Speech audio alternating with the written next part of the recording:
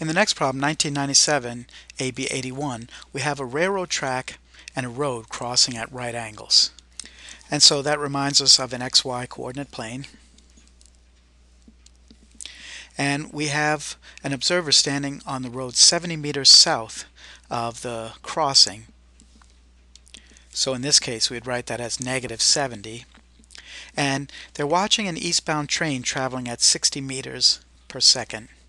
Since the train is traveling east, that means in the positive x direction, we can say that dx dt is equal to 60 meters per second. Now we want to know at how many meters per second is the train moving away from the observer 4 seconds after after it passes through the intersection. Well, we do know that if the train is traveling at 60 meters per second, 4 seconds after it passes through the intersection, it will be at 240 meters from the y-axis.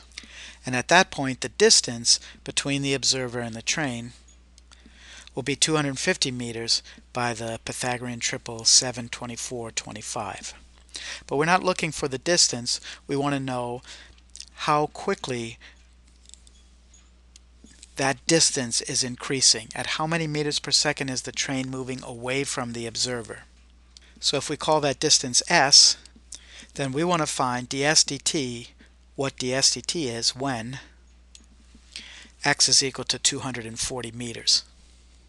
So we have a dx dt and a ds dt. We need a formula that relates x, y, and s, although y is going to be a constant in this case. So we have x squared plus 70 squared is equal to s squared. Differentiating both sides with respect to t, we'll get 2x dx dt. The derivative of 70 squared is 0, and the derivative of 2s with respect to t is 2s ds dt. Divide both sides by 2, and we have x dx dt is equal to s ds dt.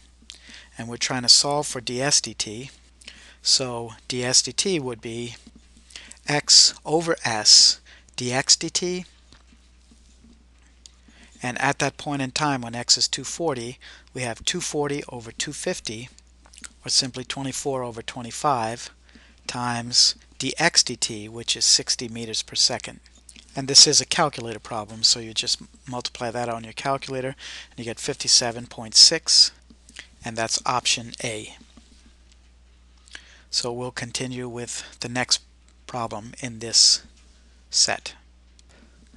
Now the next problem in this set, which would be 1998 BC20, asks, when x is equal to 8, the rate at which cube root of x is increasing, and that would be written as the derivative with respect to time of x to the 1/3, and that is 1 over k times the rate at which x is increasing.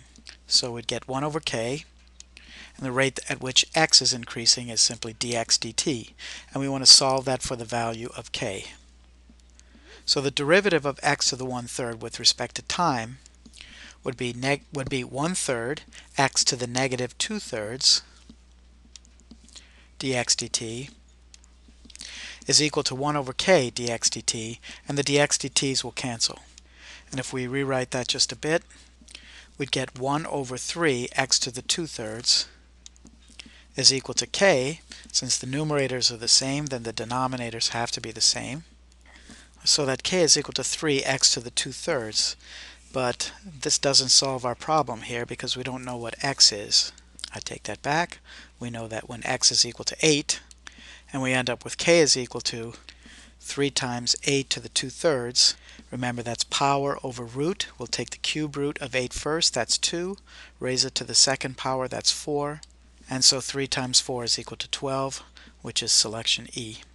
Now this problem could have been solved without treating it as a related rate if we differentiate with respect to x on both sides, in which case x is just changing at the rate of 1. As x changes, or dx would just be 1.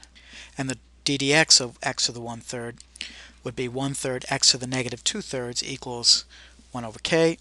1 over 3 x to the 2/3 equals 1 over k. 3x to the 2/3 equals k. Plugging in x is equal to 8. And again we get k is equal to 12.